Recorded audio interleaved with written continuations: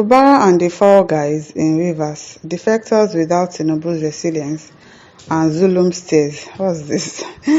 In the last few days, the rumor making the rounds has been that the suspended governor of Rivers State, Sim Fubara, recently traveled to London to beg President Bola Ahmed Tinubu to forgive him and return to his seat. Where is the evidence that he went to beg?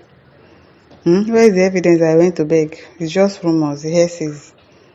It was also rumor that he was in a Somike's house in Abuja to tender an apology to his godfather, calling him my oga. That period when they said he went to Abuja, Wike was in China. He was just coming back from Germany. So I don't know how they met each other in Abuja. If this is true, it will mean that those who have been taking pain-relieving tablets for his migraine have suffered in vain. In the open, he behaves as if he is on the side of the people, while secretly trying to behold the faces of the president and Wike. It is not true. Thank God you said if, because you already know that it is not true. It's just hearsays, it's just rumor. While he is doing the Kurukere moves, the women are protesting and calling for his reinstatement. Last weekend, the women had to walk out on the wife of the sole administrator, yes, because who is she? Is she the governor's wife? A few weeks ago, a large group of women had protested on CLAD, calling for the cancellation of the emergency rule. Some youth organizations have also staged a number of protests on the same issue.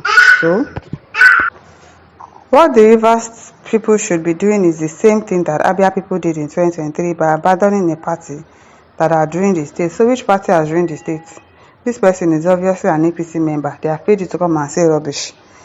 The same thing that Anambra people did in 2003 when they rejected the then governor, Chinwoke Mbadinuju, who messed up the state. So you are saying that Fubara messed up the state. People don't know who to face. The problem in River State, which is Wike, people are refusing to face it. I'm not serious. The losers in all of this are the people. At the end of this brouhaha, Wike and Fubara will come back to dine at the same table. They are playing with the lives of the people.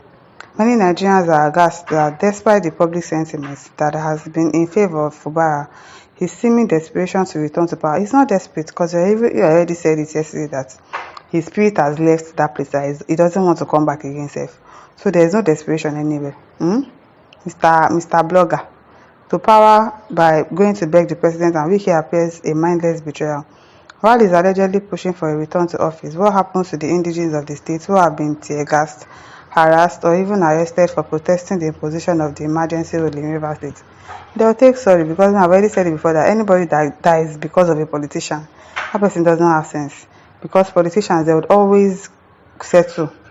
They don't say, even at that, even if they are not going to settle, don't risk your life for anybody in politics. It doesn't make any sense.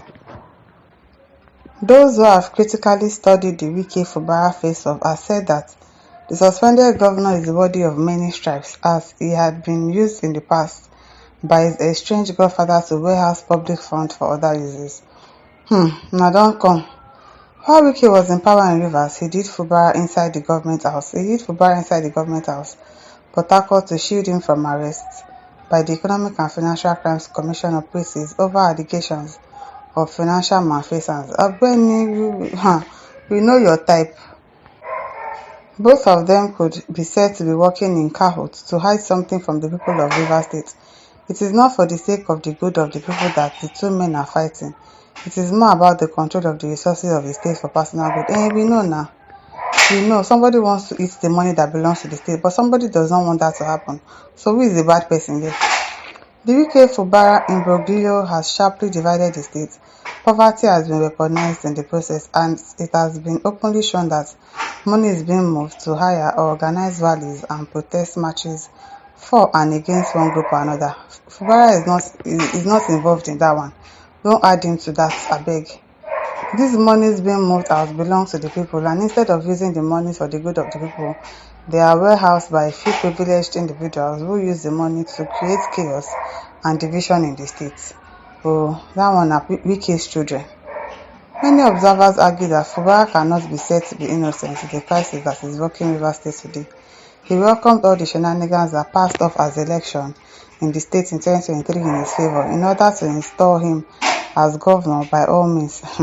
Wike threatened fire and brimstone against anyone that dared to vote against his choice.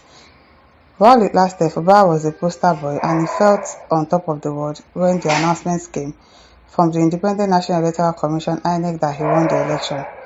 As the principle of sowing and reaping always gets fulfilled in human endeavors, what is happening in Rivers State is a direct consequence of sowing the wind. Now that the whirlwind has descended, those who consciously sowed the wind are running kitikata. Or is the aphorism that brings home an ant-infested faggot contending with the visit of lizards no longer real? Wike is simply contending that he invested heavily in Fubara to bring him from being a political neophyte to a political superstar, and so is that enough reason for somebody to be openly fighting to eat the money that belongs to the people of the state, that belongs to the people of the country, and people are okay with it? Because I don't understand the rubbish. No matter what how people try to paint it, it can never make sense.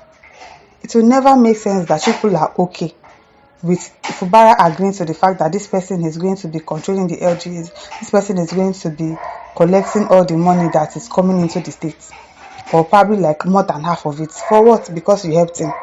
I beg, let's hear what. He deserves to call the tune, having paid the piper up front handsomely. If indeed Fubara has gone back to Wike in a Nicodemus manner, that would be tantamount to treachery against the people of Rivers State, who have stood with him since his battle against Wike began. The big story today in Nigeria politics arena is defection. It is the wave of the moment. The sing-song now is that the ruling All Progressive Congress (APC) is Ebaino. Governors are falling upon one another to behold the face of the president, Bola Tinubu. Whosoever is captured is led to Aso Rock Villa to do obeisance or pay homage to the president. So we see him. And Zulum is a sad man. If not for the failure of political office being like opium in Nigeria, the likes of Professor Babagana Zulum, governor of Borno State, would not have sought to election in 2023. Zulum has seen 99 when it comes to the menace of raw insecurity in the state. Since the won re-election in 2023, the menace has continued. Although there was a short period of interregnum, Borno has gone back as the theater war. The report said that about 6,000 people have since been resettled, but the renewed attacks on some communities now appear to have buccaneered the effort. English too much. The other day, Zulum cried out over the renewed activities of Boko Haram insurgents and some other allied groups. He even accused federal government officials of downplaying the magnitude of the problems of insecurity in the state and in the northeast geopolitical zone. But for how long will Zulum tears continue to flow? Over to you, Abuja. I say talk. Over to them, Abuja. Well, I beg my listeners, over to you. Leave your thoughts. Don't forget to like, to share, and subscribe. Thank you for listening. See you some other time. Bye.